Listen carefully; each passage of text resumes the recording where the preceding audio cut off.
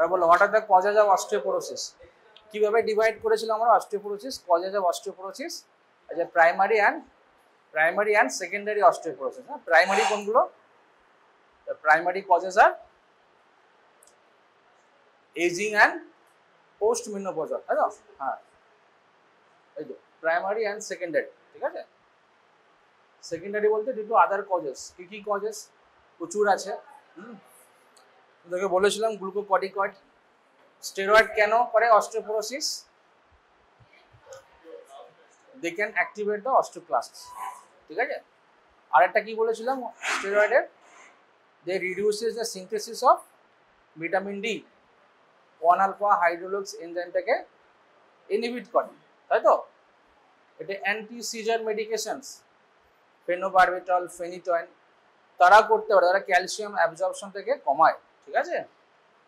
অ্যারোমাটিস inhibitors, নাম জানো? অ্যারোমাটিস inhibitors ফার্মাতে পড়েছো তো? কি আছে? লেট্রোজোল, ঠিক আছে, লেট্রোজোল অ্যারোমাটাইজ ইনহিবিটর। তাহলে অ্যারোমাটাইজ এনজাইমের কাজ কি? কি করে অ্যারোমাটাইজ এনজাইম? অ্যান্ড্রোজেন থেকে ইস্ট্রোজেন বানায়, ঠিক আছে, অ্যারোমাটাইজ ইনহিবিটর। আচ্ছা, ক্যান্সার কেমোথেরাপি হলে ওরা কি করবে? ডাইরেক্ট অস্টিওক্লাস্টের উপর কাজ করবে। অ্যাক্রোমেগালি মানে গ্রোথ হরমোন এক্সেস, ঠিক আছে, adrenal insufficiency.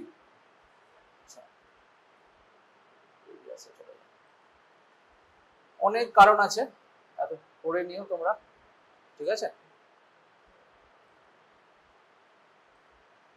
Now, how to diagnose osteoporosis?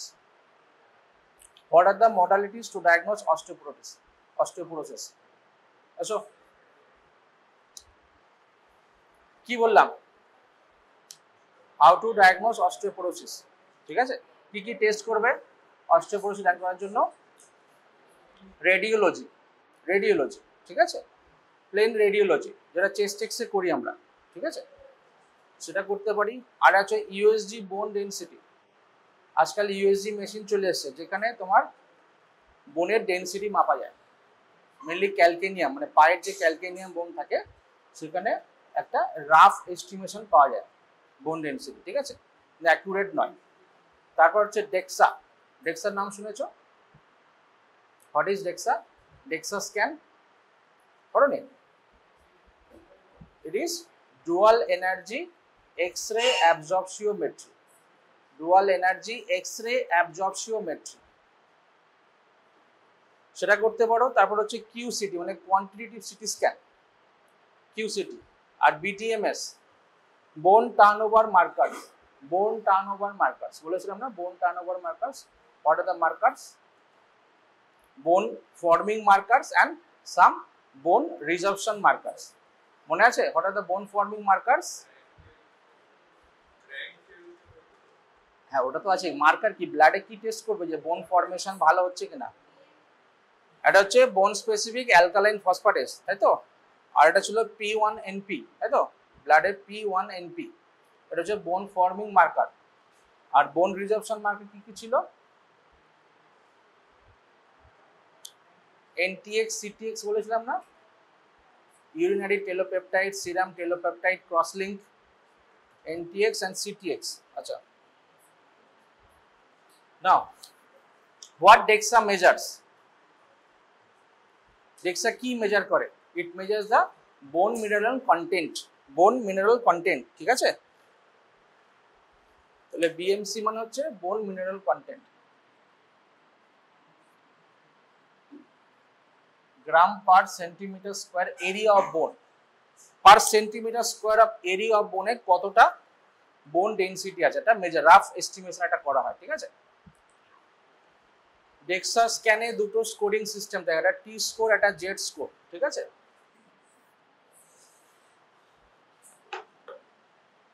আচ্ছা, ডেক্সা স্ক্যান হয় কিভাবে জানো তো? তোমরা সিআর মেশিন দেখেছো? সিআর মেশিন, ঠিক আছে, অনেকটা এরকমই, পেশেন্টকে শুয়ে রাখা হয়, ঠিক আছে। DEXA is dual energy X-ray absorptiometry. তার মানে কি নর্মাল এক্সরে করা হয় একটা এনার্জি পাঠানো হয়, কিন্তু এক্ষেত্রে ডুয়াল এনার্জি, দুটো লেভেল অফ এনার্জির এক্সরে পাঠানো হয়, ঠিক আছে, দিয়ে স্ক্যান করা হয় বোনের। সেক্ষেত্রে কি আছে, একটা হাই এনার্জি একটা লো এনার্জি এক্সরে বিম পাঠিয়ে একটা স্ক্যান নেওয়া হয়, ঠিক আছে। ডেক্সা স্ক্যানে দুটো স্কোরিং সিস্টেম আছে, একটা হচ্ছে টি স্কোর, তোমার নাম শুনেছো, টি স্কোর অ্যান্ড জেড স্কোর। কিভাবে স্কোরিং করা হয়,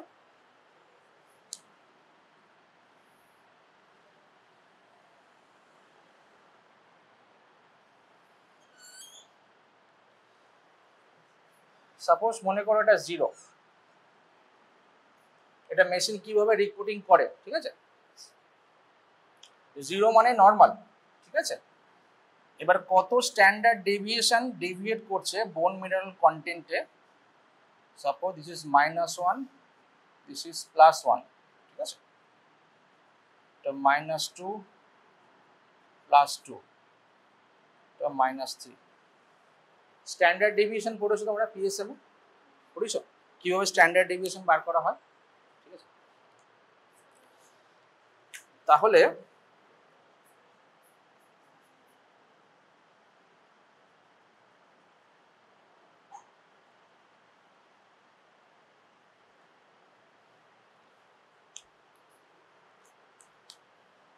আরেকটা এখানে থাকে 2.5, ঠিক আছে। তার মানে এইটা হচ্ছে নর্মাল।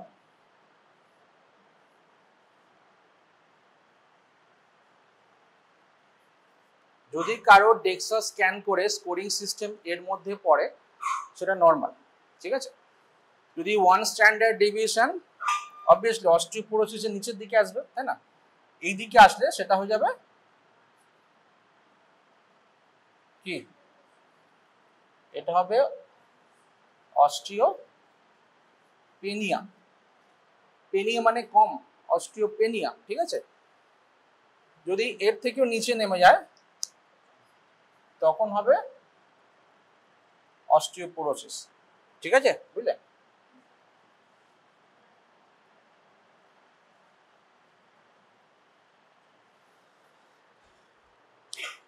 তার মানে অস্টিওপোরোসিস কখন রিপোর্ট দেবে, যদি টি স্কোর লেস দেন 2.5 বা জেড স্কোর লেস দেন 2, টি স্কোর লেস দেন 2.5 বা জেড স্কোর লেস দেন 2, সেটা হয়ে যাবে অস্টিওপোরোসিস, ঠিক আছে। আর যদি -1 to এই রেঞ্জে থাকে, -1 to -2.5 আর -2, এটা হবে অস্টিওপেনিয়া, ঠিক আছে। তাহলে জেড স্কোয়ার টি স্কোর বলতে তোমরা কি বোঝো,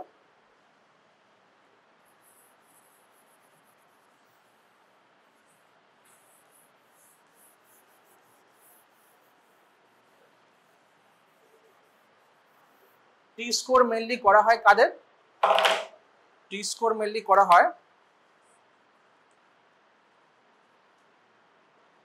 পোস্ট মেনোপজাল ওমেন, ঠিক আছে।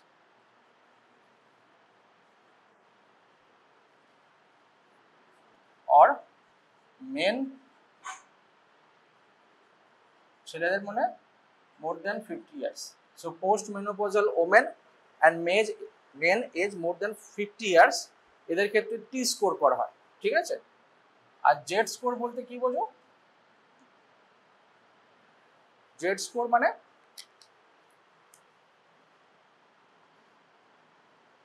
এটা যে কোনো বয়সে সবার ক্ষেত্রে, ঠিক আছে, সেখানে এজ অ্যান্ড সেক্স ম্যাচড হবে, এজ অ্যান্ড সেক্স ম্যাচড, বুঝলে ব্যাপারটা, বুঝলি। তার মানে কি, সাপোজ তুমি কোনো পেশেন্ট যার বয়স 36 ইয়ার্স, তার ডেক্সা স্ক্যান করলে, তাহলে কোন স্কোরের আন্ডারে যাবে, টি স্কোর না জেড স্কোর, দুটোই হতে পারে, কিন্তু এটাকে টি স্কোর নেওয়া হয়, ঠিক আছে। তার মানে কি, যে পেশেন্টের 36 ইয়ার্স এজ, তাকে কম্পেয়ার করতে হবে এই বয়সের কোনো নর্মাল পিপলের সঙ্গে।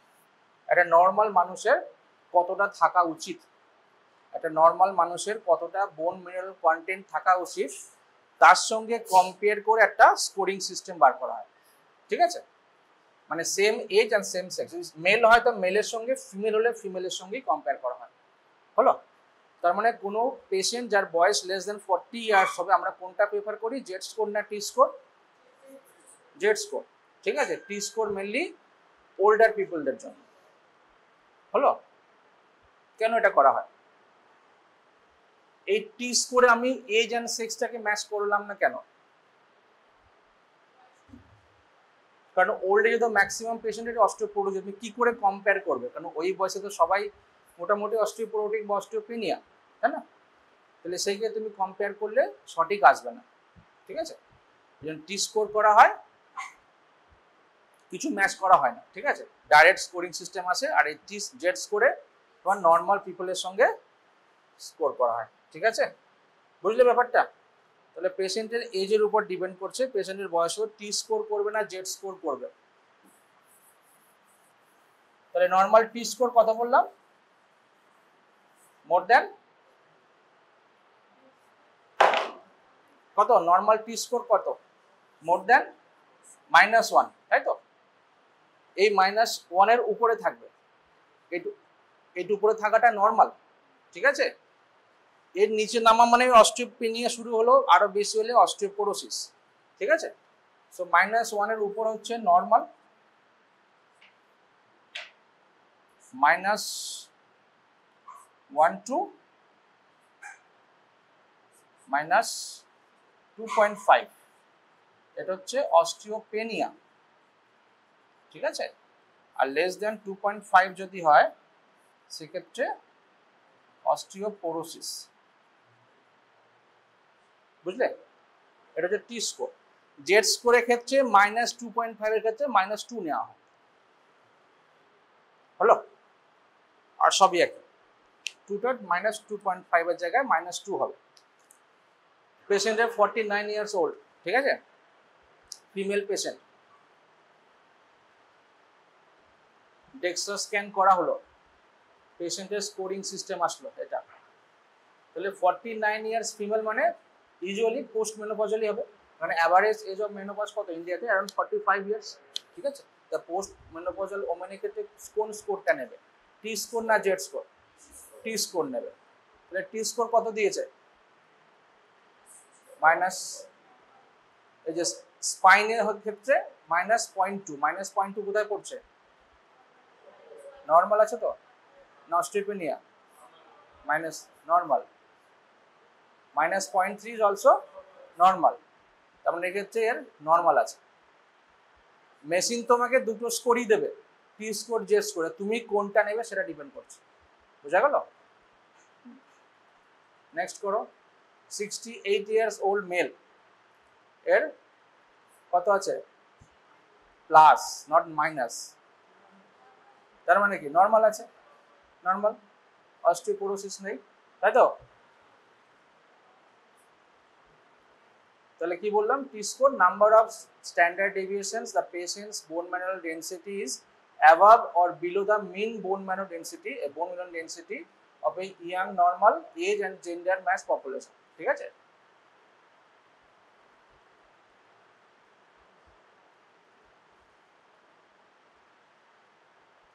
আর জেড স্কোর হলে জেন্ডার অ্যান্ড এজ ম্যাচ পপুলেশনের ক্ষেত্রে। এবার দেখো লিখেছে Z score is use for younger patients. তো নর্মাল কথা বললাম, এটা -2 বলেছিলাম না -1 বলেছিলাম? -1 এর উপরে হলে নর্মাল। ঠিক আছে, -1 থেকে -2.5 ইজ অস্টিওপেনিয়া, আর less than 2.5 is -2.5 is osteoporosis. এই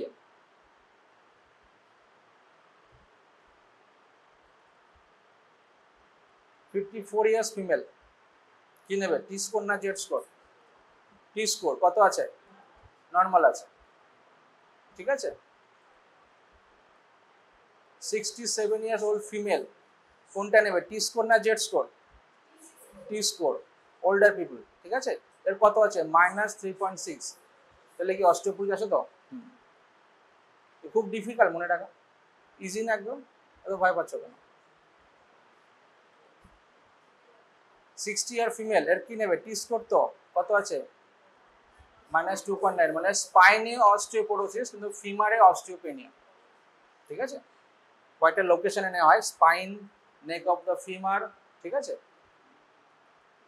আরো অন্য জায়গায় নিতে পারো, হিপ বোনের ক্ষেত্রে নেওয়া হয়। 53 ইয়ার্স ফিমেল, এর কত আছে, -1.9, তাহলে কি অস্টিওপেনিয়া, তাই তো? অস্টিওপেনিয়া হলে কি করবে, একটা পেশেন্টের অস্টিওপেনিয়া পেলে এবার তুমি কি করবে, ট্রিটমেন্ট দেবে কি দেবে না? -1.5 টি স্কোর অস্টিওপেনিয়া, তাই তো, কি করবে, কিছু তোমাকে কিছু স্কোরিং করতে হবে, স্কোরিং, এটাকে বলা হয় FRAX score. What is FRAX score? Fracture risk assessment score, খুব ইজি জিনিস। একটা স্কোরিং সিস্টেম, একটা ক্যালকুলেটর হয়, সেই ক্যালকুলেটর কিছু ডেটা তোমাকে ইনপুট করতে হবে, করলে ওরা রেজাল্ট দিয়ে দেবে, ঠিক আছে। সেক্ষেত্রে এই বিএমডির ভ্যালুটা লাগবে, তার সঙ্গে বাকি কিছু ডেটা লাগবে, পেশেন্টের এজ, সেক্স থেকে শুরু করে পাস হিস্ট্রি অফ ফ্র্যাকচার, কোনো রিস্ক ফ্যাক্টর, ডায়াবেটিস আছে কিনা, বা স্টেরয়েড নাই কিনা, প্রিভিয়াস ফ্র্যাকচার হয়েছে কিনা, অনেক কিছু হিস্ট্রি নিতে হয়, ঠিক আছে।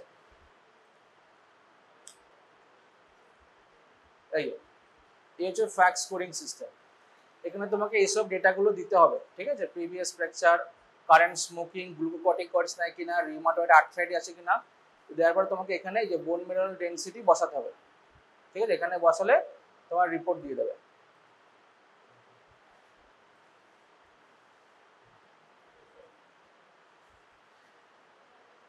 ঠিক আছে না, হাউ টু ম্যানেজ অস্টিওপোরোসিস, এতদিন তাহলে কি পড়লে, কি করে ম্যানেজ করবে?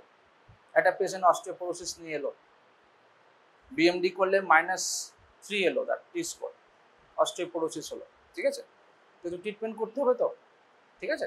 কি ট্রিটমেন্ট দেবে, স্টার্ট করবে কি দিয়ে, ক্যালসিয়াম ভিটামিন ডি সাপ্লিমেন্ট, তাই তো, তারপরে কি দেবে, বোন রিজর্পশনটা কমাবে, তাই না। কি কি অ্যান্টি রিজর্পটিভ ড্রাগ বলেছিলাম, কারা অস্টিওক্লাস্ট উপর কাজ করে, 20%, মেনলি 20%, আর একটা র্যাঙ্ক লাইগেন্ড কি ইনহিবিট করে, কে, ডেনোসুম্যাব, তাই তো, ডেনোসুম্যাব। অস্টিওপোরোসিস ট্রিটমেন্ট স্টার্ট করার আগে তোমাকে কয়টা আরো টেস্ট করে নিতে হবে, পেশেন্টের ব্লাডে ক্যালসিয়াম ঠিক আছে কিনা, ঠিক আছে, সিরাম ক্রিয়েটিনিন কত, কারণ কিছু ড্রাগ আছে সিকেডিতে দেওয়া যায়, কিছু ড্রাগ দেওয়া যায় না, কোন টাইপের ক্যালসিয়াম দেবে সেটাও ডিপেন্ড করে, ক্রিয়েটিনিন লেভেল কত, ঠিক আছে। অ্যালকালাইন ফসফেটেস আর ইনঅর্গানিক ফসফরাস লেভেল ব্লাডে কত আছে তোমাকে দেখতে হবে, ভিটামিন ডি লেভেল তো অবভিয়াসলি দেখতে হবে, ঠিক আছে। 4টে গ্রুপ অফ পেশেন্টস আছে, চলো ফার্স্ট হচ্ছে post menopausal women and men age more than 50, এটা বলছিলাম। আচ্ছা, এত কিছু তোমাদের লাগবে না, না। What are the therapeutic options? Calcium বললাম, ভিটামিন ডি, তাহলে ভিটামিন ডি লেভেল নর্মাল কত, normal serum vitamin D level কত, ইটস মোর দ্যান 30, ঠিক আছে, মোর দ্যান 30 ন্যানোগ্রাম পার এমএল, ন্যানোগ্রাম পার এমএল, ঠিক আছে, 30 to 100 এর মধ্যে রাখতে বলা হয়, ঠিক আছে। ক্যালসিয়াম সাপ্লিমেন্ট, কি ক্যালসিয়াম দেবে, ক্যালসিয়াম রিকোয়ারমেন্ট কত পার ডে, আমাদের অ্যাডাল্ট মানুষের ক্ষেত্রে পার ডে ক্যালসিয়াম রিকোয়ারমেন্ট কত, is 1 to 1.2 gram per day, ঠিক আছে, 1.2 গ্রাম, ঠিক আছে। Diet plus oral supplement target করতে হবে, ঠিক আছে, অ্যাডিকুয়েট ডায়েট সাপ্লিমেন্ট করতে হবে, যে সমস্ত খাবারে ক্যালসিয়াম কন্টেন্ট ভালো থাকে সেগুলোকে অ্যাড করতে হবে। কি কি ক্যালসিয়াম সল্ট, আমরা যে সাপ্লিমেন্ট দিই কত ধরনের সল্ট হয়, একটা হচ্ছে ক্যালসিয়াম কার্বনেট, আর হচ্ছে ক্যালসিয়াম সাইট্রেট, ঠিক আছে, তোমরা যখন প্রেসক্রিপশন দেখবে পাবে এগুলো, ঠিক আছে। ক্যালসিয়াম কার্বনেটে 40% এলিমেন্টাল ক্যালসিয়াম থাকে, এই সল্টটার দাম কম, ক্যালসিয়াম কার্বনেট, কিন্তু এর প্রবলেম হচ্ছে তোমাকে খাবারের সঙ্গে দিতে হবে, অ্যাসিডিক মিডিয়াম থাকতে হবে, ঠিক আছে, তাহলে পেশেন্টের মানে ক্যালসিয়ামটা অ্যাবজর্পশন ভালো হবে। বোঝা গেল? আর ক্যালসিয়াম সাইটেট কি, ক্যালসিয়াম সাইটেট ইজিলি অ্যাবজর্ব হয়, 20% ক্যালসিয়াম থাকে, ঠিক আছে, মানে খালি পেটে ভরা পেটে কোনো ব্যাপার নেই, যে কোনো সময় তুমি দিতে পারো। আচ্ছা, and this calcium carbonate is preferred in CKD. কেন বলো তো calcium carbonate preferred in CKD? জানো, কি বলতে পারবে? সিকেডিতে সাধারণত ফসফেট লেভেল বেশি থাকে ব্লাডে, ফসফেট লেভেল বেশি থাকে ব্লাডে, ঠিক আছে, হাইপার ফসফেটিমিয়া হয়, মানে ফসফেট রিটেনশন হয়। তো সেক্ষেত্রে সিকেডিতে তুমি যদি এমন কিছু দাও যেটা ইন্টেস্টাইন থেকে ফসফেট অ্যাবজর্পশনটাকে কমাবে, তাহলে বেটার হবে, তাই না? এই ক্যালসিয়াম কার্বনেট কি করে, ইন্টেস্টাইনে ফসফেট বাইন্ডার হিসেবে কাজ করে, মানে এক্সেস ফসফেটটাকে অ্যাবজর্পশন হতে দেয় না, এই জন্য এটা প্রেফার করা হয় সিকেডি পেশেন্টের ক্ষেত্রে। আচ্ছা, কিছু ডায়েট বলো তো যেখানে ভালো ক্যালসিয়াম সোর্স আছে, কি মনে হয়? What are the diets contain high amount of calcium? Dairy product, না, মিল্ক অ্যান্ড ডেয়ারি প্রোডাক্টস, তাই তো? আর কি আছে? আর কিসে ক্যালসিয়াম ভালো থাকে? ফ্রুটসে, ভেজিটেবলসে ক্যালসিয়াম থাকে, কি মনে হয়? নাকি ভাবছো ক্যালসিয়াম শুধু অ্যানিমাল সোর্স থেকে আসে? হ্যাঁ, কি মনে হয় ক্যালসিয়ামের সোর্স? এটা তো মিল্ক অ্যান্ড ডেয়ারি প্রোডাক্ট বললে, আর কিছু? সি ফুডস, হ্যাঁ থাকতে পারে। তোমরা যেটা নর্মালি যেগুলো খাচ্ছ রেগুলার, তার মধ্যেই ক্যালসিয়াম আছে, ঠিক আছে। ভেজিটেবলসের মধ্যে ক্যালসিয়াম থাকে, ঠিক আছে। গ্রিন লিফি ভেজিটেবল, স্পিনাচ, এখানে ক্যালসিয়াম থাকে, ঠিক আছে। ফ্রুটসের মধ্যে ক্যালসিয়াম কিসে থাকে বলো তো বেশি?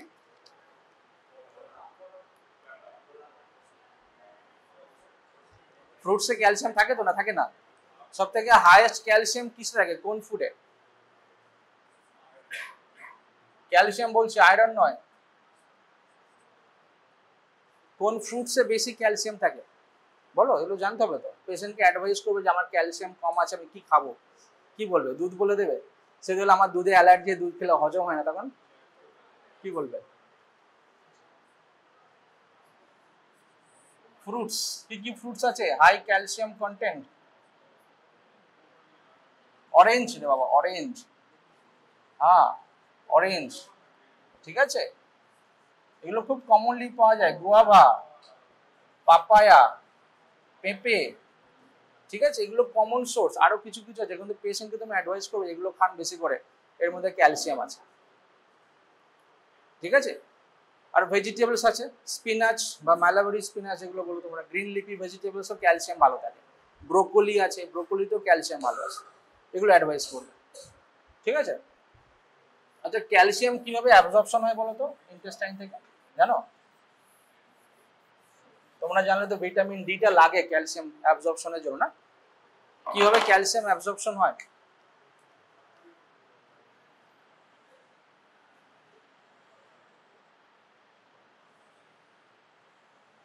বোর হয়ে যাচ্ছ নাকি?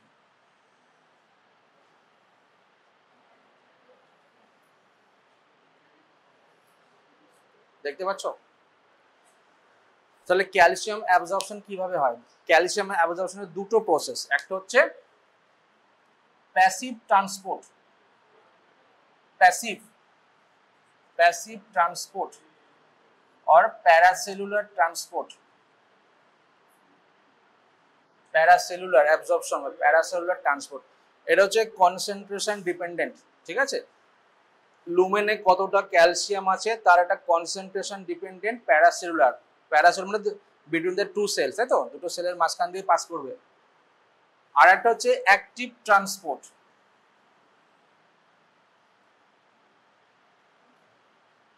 এটা তোমাকে জানতে হবে। আমরা যে ক্যালসিয়াম গুলো খাই তার মোটামুটি 20 to 30% এইভাবে অ্যাবজর্পশন হয়, 70 to 80% এই অ্যাক্টিভ ট্রান্সপোর্ট হয়, ঠিক আছে। Active transport is intracellular transport, active or intracellular transport, okay। এখানে কিছু ট্রান্সপোর্টিং প্রোটিন থাকে, নামগুলো জেনে রাখো, কাজে লাগবে। একটা হচ্ছে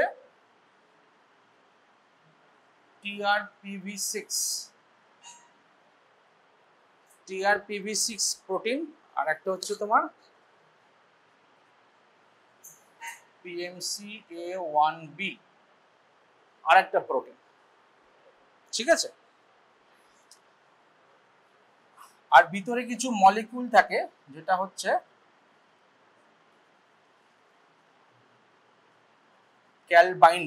ক্যালসিয়াম বাইন্ডিং প্রোটিন, বলেছিলাম তো। তাহলে কি হয়, ক্যালসিয়াম প্রথমে এন্টার করবে, দিয়ে এই ট্রান্সসেলুলার ট্রান্সপোর্টের জন্য ক্যালসিয়াম বাইন্ডিং প্রোটিন লাগে, ঠিক আছে। এই আবার এখানে দেবে, এ এক্সক্লুশন করবে ব্লাডে, এইভাবে ক্যালসিয়াম সেল থেকে পাস করে। এটা হচ্ছে অ্যাক্টিভ ট্রান্সপোর্ট। অ্যাক্টিভ মানে কি, এটা করতে এনার্জি খরচ হয়, এনার্জি ডিপেন্ডেন্ট, ঠিক আছে। তো আমরা যে ভিটামিন ডি বলছিলাম, তাহলে ভিটামিন ডি কোথায় কাজ করে? এই ঘুমাচ্ছ পিছনে। Vitamin D helps in calcium absorption. তাহলে কোনখানে ভিটামিন ডি কাজ করে? এইখানে, এইখানে না এইখানে? কি মনে হয়? ক্যালসিয়াম বাইন্ডিং প্রোটিন, কি বলেছিলাম, vitamin D stimulates the formation of calcium binding protein, ঠিক আছে। তার মানে এখানে কাজ করবে ভিটামিন ডি, এখানে কাজ করলো। এদের উপর কোনো রোল আছে? আছে। Vitamin D increases the expression of this two protein or channels, ওদের উপরে কাজ করে। ভিটামিন ডি লেভেল বেশি থাকলে এদের এক্সপ্রেশন বেড়ে যায়, তাহলে ক্যালসিয়াম ইজিলি অ্যাবজর্পশন হবে, বুঝা গেল? তার মানে ক্যালসিয়াম অ্যাবজর্পশনের মেন পাথওয়ে কিন্তু এটা অ্যাক্টিভ ট্রান্সপোর্ট, ঠিক আছে। কোথায় হয় তোমাদের, মানে বডির কোন জায়গায় ক্যালসিয়াম অ্যাবজর্পশন হয়? গাটের, স্টোমাক, ইন্টেস্টাইন, স্মল না লার্জ? কোথায় ক্যালসিয়াম অ্যাবজর্পশন হয়? সিকাম, মানে লার্জ ইন্টেস্টাইন বলছো? Small intestine. স্মল ইন্টেস্টাইনের কোথায়, মেন পার্ট কোথায়? Duodenum and proximal jejunum, duodenum and proximal jejunum, ঠিক আছে। বেশি হয়, থ্রু আউট দ্য জেজুনামই হয়, কিন্তু mainly duodenum and proximal jejunum, এখানে ক্যালসিয়াম অ্যাবজর্পশনটা মেনলি হয়, ঠিক আছে। তার মানে যে পেশেন্টের বাইপাস সার্জারি করা থাকে তাদের ক্যালসিয়াম অ্যাবজর্পশনে হ্যাম্পার হবে, তাই তো? বুঝলে, ক্যালসিয়াম অ্যাবজর্পশন খুব ডিফিকাল্ট।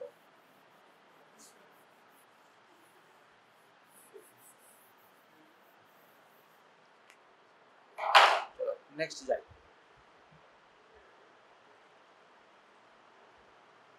তাহলে কি কি মেডিসিন দেবে? অ্যান্টি রিজর্পটিভ থেরাপি, বিসফসফোনেট, ডেনোসুম্যাব, তাই তো। আর বোন ফর্মিং এজেন্ট টেরিপ্যারাটাইট, অ্যাবোলোপ্যারাটাইট, ওই যে পিটিএইচ হরমোনটা যে কাজ করছিল তার মতোই কাজ করে এরা, ঠিক আছে। আর হচ্ছে রোমোসোজুম্যাব, ঠিক আছে। বিসফসফোনেট সম্বন্ধে বলেছিলাম কিভাবে কাজ করে, অস্টোক্লাস্টকে ইনহিবিট করে, তাই তো।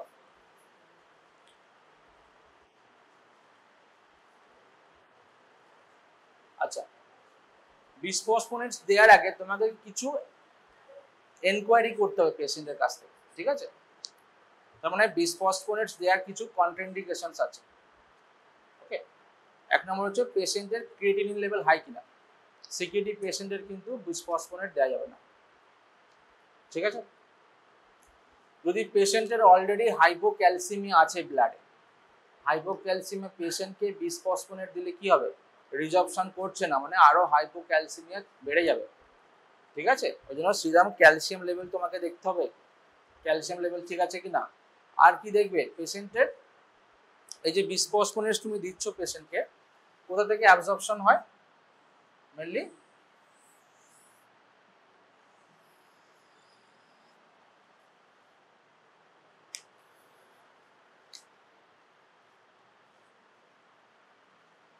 It is also mainly absorbed from stomach and duodenum and jejunum, ঠিক আছে? তার মানে কি একটা ইম্পর্টেন্ট সাইড এফেক্ট আছে এই বিসফসফোনেটস এর, ঠিক আছে? প্রথমত এই পেশেন্টকে বলতে হবে এমটি স্টোমাকে নিতে, এমটি স্টোমাকে বিসফসফোনেট খাওয়ার জন্য। কেন? কারণ food hampers the absorption of bisphosphonate, তাই তো? খাবারের সঙ্গে খেলে বিসফসফোনেটের অ্যাবজর্পশন হবে না। ওকে, সেকেন্ড তোমাকে অ্যাডভাইস করতে হবে পেশেন্ট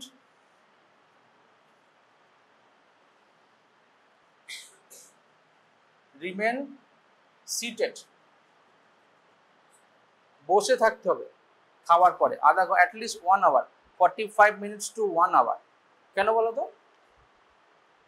কেন আমি এরকম অ্যাডভাইস করলাম পেশেন্টকে? কি এমন হলো যে বিসফসফোনেট খালি পেটে খেতে বললাম সেটা ঠিক আছে, কিন্তু বললাম পেশেন্ট তো খাবার পরে যেন শুয়ে না পড়ে, বসে থাকে। কেন? খুব ইম্পর্টেন্ট, জানতে হবে, এখান থেকে এমসিকিউ কোশ্চেন আসে। কি হয় যদি তুমি শুয়ে পড়ো, কি হবে? এসোফেজিয়াল রিগার্জিটেশন হতে পারে, তাই না? যদি এই ড্রাগটা এসোফেগাসে চলে আসে, it can cause oesophagitis, oesophageal erosion or even oesophageal stricture, ঠিক আছে?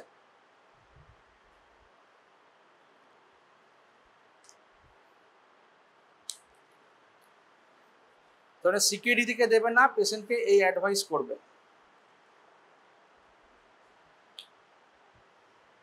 ডোজ কি বলেছিলাম, কি কি ড্রাগ আছে? এটা হচ্ছে অ্যালেন্ড্রোনেট, 75 মিলিগ্রাম পার উইক, সপ্তাহে একটা, ঠিক আছে? রাইসেনড্রোনেট 35 মিলিগ্রাম পার উইক, আর হচ্ছে আইবেন্ড্রোনেট 150 মিলিগ্রাম পার মান্থ, মাসে একটা। ডিউরেশন কত? 5 ইয়ার্স, মানে টানা তুমি 5 বছর দিতে পারো এরকম করে, ঠিক আছে? যেটা বলেছিলাম morning empty stomach with 1 glass water, sitting or upright position, ঠিক আছে? এইটার জন্য ইরোশন, গ্যাস্ট্রিক মানে এসোফেজিয়াল ইরোশন প্রিভেন্ট করার জন্য। ইনজেক্টেবল কি আছে? Zoledronic acid 5 milligram every year for 3 years, বছরে একটা, ঠিক আছে? আর এই জোলেন্ডোনিক অ্যাসিড কিভাবে দেওয়া হয়? স্লো ইনফিউশন, একটা ইনজেকশন আছে, ওটাকে তোমাকে 100 ml NS এ ডিসলভ করে slow infusion over 1 to 2 hours দেওয়া হয়, ঠিক আছে? এই ইনফিউশন দেওয়ার পর একটা কমন সাইড এফেক্ট হচ্ছে ফ্লু লাইক সিমটমস। পেশেন্ট ওটা নেওয়ার পরে পেশেন্টের ম্যাক্সিমাম পেশেন্টেরই জ্বর আসে, একটা ফ্লু লাইক সিমটমস হয়, হেডেক হতে পারে, হালকা ফিভারিশ হতে পারে, ঠিক আছে? সেইগুলো প্রিভেন্ট করার জন্য এই যে সমস্ত পেশেন্টকে তুমি জোলেন্ডোনিক অ্যাসিড দেবে, সেই পেশেন্টকে নেক্সট 2 to 3 ডেজের জন্য প্যারাসিটামল দিয়ে রাখতে হবে, টুয়াইস ডেলি ও থ্রাইস ডেলি, ঠিক আছে? দিলে এই কমপ্লেনগুলো করবে না। নাহলে তুমি পেশেন্টকে ইনফিউশন দিলে পরের দিনগুলো স্যার কি ইনজেকশন দিলে, আমার তো খুব জ্বর এসছে, তাই না? এটা হয়, খুব কমন, এটা সবাই প্রেসক্রিপশন করে। জোলেন্ডোনিক অ্যাসিড দেওয়ার পরে তোমাকে প্যারাসিটামল দিয়ে রাখতে হবে। বিসফসফোনেট সাইড এফেক্টস কি বললাম? রিফ্লাক্স, এসোফেজাইটিস, আলসার হতে পারে, মাসকুলার পেন হতে পারে, হাইপোক্যালসিমিয়া হতে পারে, তাই না? মানে বোন রিজর্পশন প্রিভেন্ট করছে, ফার্দার ব্লাডে ক্যালসিয়াম কোথা থেকে আসবে? হাইপোক্যালসিয়াম হতে পারে। এই যেটা বলছিলাম zoledronic acid flu like syndrome. Avoid oral bisphosphonates, oesophageal disorder, কোনো পেশেন্টের এসোফেজিয়াল স্ট্রাকচার অলরেডি আছে, ঠিক আছে? বা ল্যাক্স এসোফেজিয়াল স্ফিংটার আছে, এসোফেজিয়াল কোনো ডিজিজ ম্যালিগন্যান্সি আছে, বা যার অবস্ট্রাকশন থাকতে পারে, অ্যাকালেসিয়া কার্ডিয়া পেশেন্ট, সে সমস্ত পেশেন্টকে ওরাল বিসফসফোনেট দেওয়া যাবে না। তাহলে দিতে হবে কি? আইভি যদি দিতে চাও, ঠিক আছে? রু-এন-ওয়াই গ্যাস্ট্রিক বাইপাস, যদি গ্যাস্ট্রিক বাইপাস থাকে দিয়ে কেউ লাভ হবে না, তাই না? অ্যাবজর্পশনই হলো না। আর হচ্ছে মেজর ডেন্টাল প্রসিডিওর, এটা কেন লিখলাম মেজর ডেন্টাল প্রসিডিওর? কি কারণ হতে পারে? হ্যাঁ বলো বলো। সাপোজ কোনো পেশেন্টের ডেন্টাল ইনফেকশন আছে, বা রিসেন্টলি কোনো ডেন্টাল প্রসিডিওর হয়েছে, দাঁত তুলেছে বা কিছু করেছে, সেই সমস্ত পেশেন্টের দেখা গেছে বিসফসফোনেট দেওয়ার পরে একটা অস্টিওনেক্রোসিস হয়, অস্টিওনেক্রোসিস অফ জ, তোমার একটা side effect, important side effect of bisphosphonate, osteonecrosis of জ, জ মানে হ্যাঁ অ্যাবজর্পশন হলো ওখানে গেল, ওইখানে গিয়ে অস্টিওক্লাস্ট ইনহিবিট করার জন্য নেক্রোসিস হবে, একটা ইম্পর্টেন্ট সাইড এফেক্ট। ঠিক আছে, এক্সাক্ট মেকানিজম কি জানা নেই, কিন্তু এটা দেখা গেছে যে সমস্ত পেশেন্টের ডেন্টাল প্রসিডিওর রিসেন্টলি হয়েছে তাদেরকে দিলে কিছু পেশেন্টে অস্টিওনেক্রোসিস অফ জ নিয়ে আসে। না অর্ডেন ইউজ করলে হবে না, যদি ডেন্টাল প্রবলেম না থাকে হবে না, যদি ডেন্টাল কিছু প্রবলেম থাকে হ্যাঁ সেক্ষেত্রে হতে পারে। ওকে, রু এন ওয়াই গ্যাস্ট্রিক বাইপাস, তোমরা শুনেছো রু এন ওয়াই গ্যাস্ট্রিক বাইপাস? এই তোমরা গ্যাস্ট্রিক বাইপাস সার্জারি দেখ পড়োনি? আজকাল এত ওবেসিটি নিয়ে এত কথা হচ্ছে, হ্যাঁ কি হয় রু এন ওয়াই গ্যাস্ট্রিক বাইপাসে?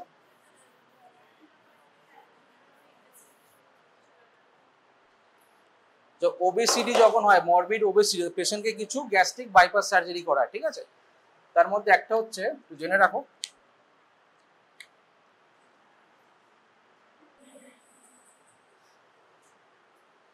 এটা হচ্ছে ভার্টিক্যাল স্লিপ গ্যাস্ট্রেক্টমি,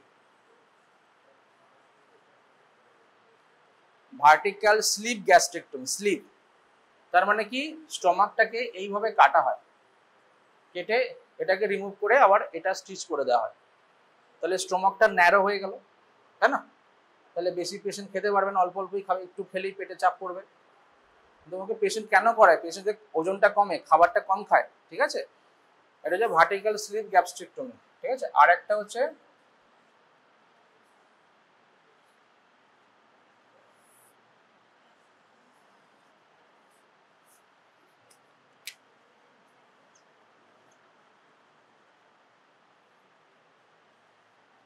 একটা ব্যান্ড লাগিয়ে দেওয়া, গ্যাস্ট্রিক ব্যান্ড, ঠিক আছে, গ্যাস্ট্রিক ব্যান্ড লাগিয়ে দেওয়া, স্টমাকটা ছোট হয়ে গেল, খাবার খাওয়ার পরে যে ডিস্টেনশন হচ্ছিল ডিস্টেনশনটা হবে না, তাহলে বেশি খাবার খেতে পারবে না, অল্প খাওয়ার পরে পেশেন্টের পেট ভরে যাবে, তাই না? আর কি হতে পারে, এটা বলছে রু এন ওয়াই গ্যাস্ট্রিক বাইপাস, এখানে কি হয়,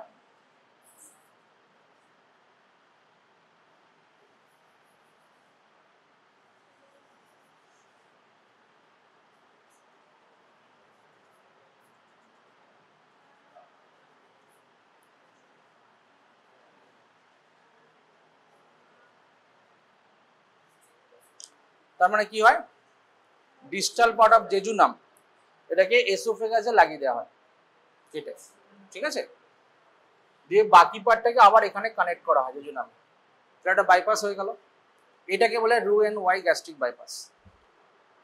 ঠিক আছে, খুব ডিফিকাল্ট মনে রাখা, এইগুলো আগে শুনুনি না এই জন্য। ঠিক আছে, আচ্ছা ছাড়ো, তাহলে এই সমস্ত কন্ডিশনে কেন দেওয়া যাবে না বুঝলে?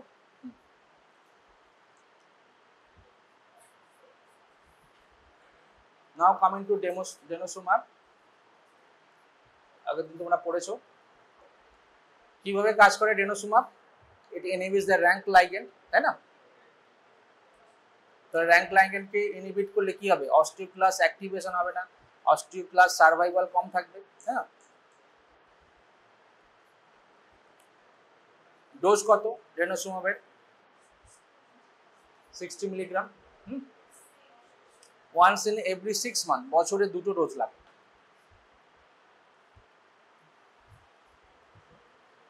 এই ক্ষেত্রে সিকেডিতে কোনো ডোজ অ্যাডজাস্টমেন্ট লাগে না, মানে সিকেডি থাকলে ডেনোসুমাব ইউজ করা হয়, আর সিকেডি না থাকলে ইউজুয়ালি ওরাল বিসফসফোনেটস বা আইভি বিসফসফোনেট, কারণ কস্ট অনেক কম, এর কস্ট অনেক বেশি, মোর দেন 60,000 দাম আছে, 60,000-এর বেশি, তাহলে বছরে 2টো ডোজ 5 to 10 ইয়ার্স ইউজ করা হয়, ঠিক আছে। এটা স্টপ করার পরে যদি স্টপ করতে কোনো পেশেন্ট হয়তো চাইছে যে আমার ইমিডিয়েটলি ভালো অ্যাকশন দরকার, তার সিকেডি নেই, তুমি দিতে পারো যদি অ্যাফোর্ড করতে পারে, ঠিক আছে। নেক্সট ইজ পিটিএইচ অ্যানালগ, পিটিএইচ এর অ্যাকশনটা মনে পড়ছে কিভাবে কাজ করে?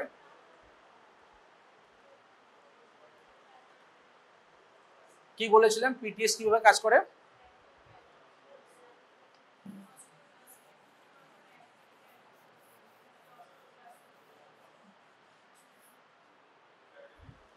তাহলে তো প্যারাথাইরয়েড হরমোন বেশি থাকলে যদি পেশেন্টের, সেটা হলো অস্টিওব্লাস্ট,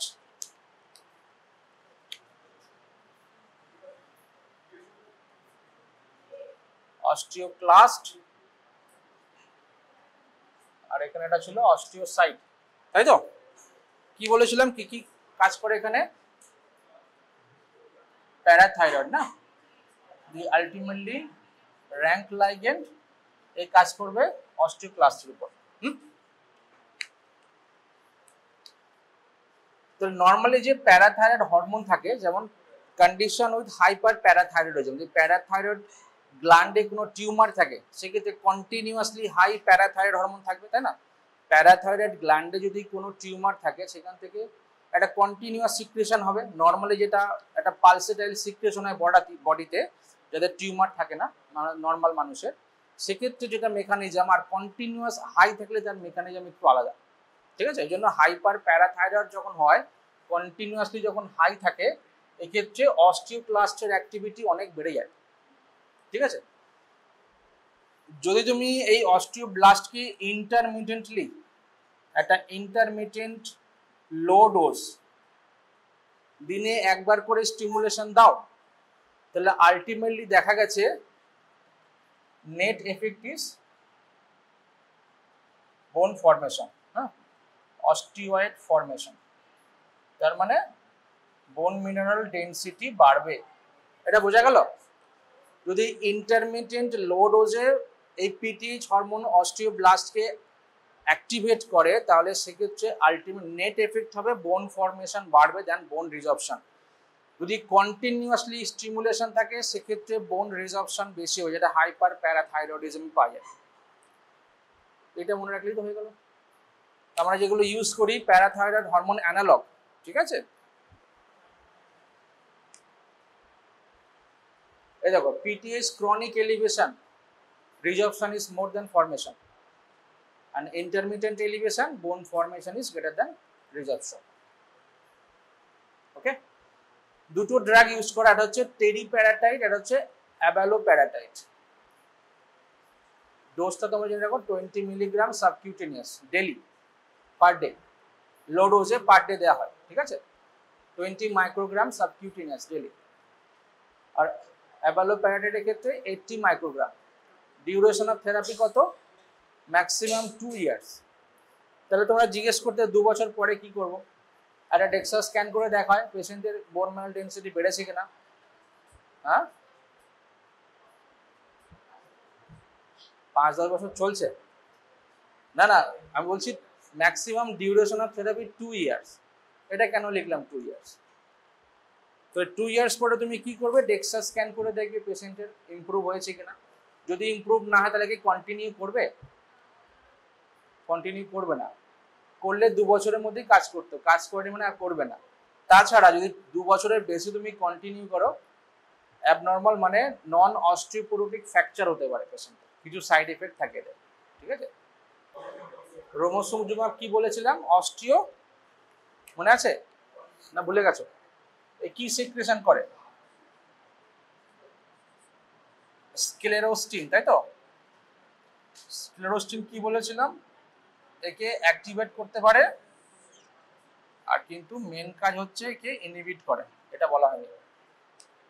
এদিকে দেখো, আগের দিন বলেছিলাম, ভুলে গেলে? এই যে অস্টিওসাইট কি সিক্রেশন করে নরমালি? স্ক্লেরোস্টিন। এর কাজ হচ্ছে অস্টিওব্লাস্টকে ইনহিবিট করে আর অস্টিওক্লাস্টকে স্টিমুলেট করতে পারে। কিন্তু এই মেকানিজমটা মেজার, মানে অস্টিওব্লাস্টের উপরে অ্যাকশনটা বেশি, এর উপর অ্যাকশনটা কম। তাহলে স্ক্লেরোস্টিন লেভেল কন্টিনিউয়াসলি হাই থাকে, কি হবে? অস্টিওব্লাস্ট অ্যাক্টিভেশন হবে না, তাই না? তার মানে যে সমস্ত পেশেন্টের অলরেডি অস্টিওপোরোসিস হয়েছে, তুমি এই স্ক্লেরোস্টিনটাকে ইনহিবিট করতে পারো, করলে তাহলে অস্টিওব্লাস্টের ইনহিবিশনটা চলে যাবে। সেটা হচ্ছে রোমোসোজুম্যাব। এটা মনোক্লোনাল অ্যান্টিবডি যে স্ক্লেরোস্টিনকে ইনহিবিট করে। ডোজ দেখো 210 milligram once in a month, ঠিক আছে? মানে মাসে 2টো করে পেন লাগবে। আমরা যে পেনগুলো অ্যাভেলেবেল থাকে 105 মিলিগ্রামের থাকে। এই দেখো sclerostin inhibit osteoblast formation. Treatment of osteoporosis তোমরা মোটামুটি একটা আইডিয়া করছো, ক্যালসিয়াম, ভিটামিন ডি, তার সঙ্গে তুমি কি নেবে, ডেনোসুমাব দেবে না অস্টিওপোরোসিস মধ্যেও তুমি বিসফসফোনেট দেবে, সেটা ডিসাইড করবে পেশেন্টের কস্ট হিসেবে তার সিকেডি আছে কিনা, ক্রিয়েটিন লেভেল হাই কিনা।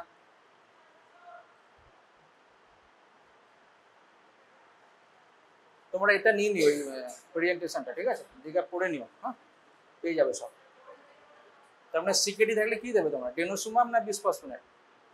অ্যান্টি রিসেপটিভের জন্য ডেনোসুমাব, ঠিক আছে। আর রোমোসোজুমাবের কিন্তু যে কোনো লেভেলেই করা যাবে, মানে সিকেডিতে ইউজ করতে পারো, নন সিকেডিতে ইউজ করতে পারো, ঠিক আছে। ডেক্সা কি করে মনিটর কি করে করবে, 2 বছর অন্তর ডেক্সা করতে বলা হয়, ঠিক আছে, ইমপ্রুভমেন্ট হয়েছে কিনা।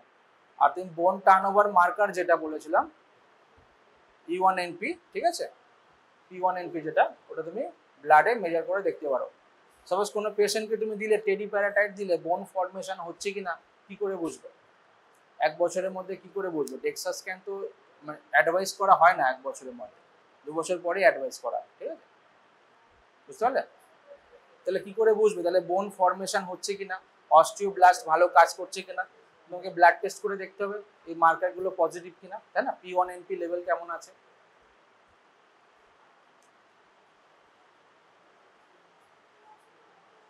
আচ্ছা আচ্ছা, ডেক্সাতে তোমাদের এক্স-রে এক্সপোজার কেমন, কি মনে হয়?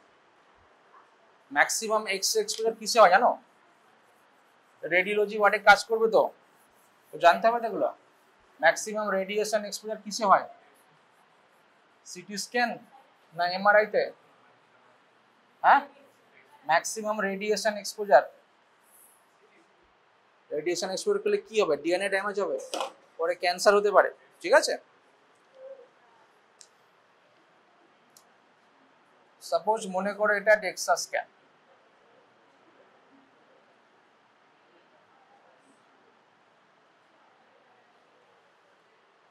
ঠিক আছে, এটা হচ্ছে ডেক্সা স্ক্যান, এতটা রেডিয়েশন এক্সপোজার হলো, ঠিক আছে।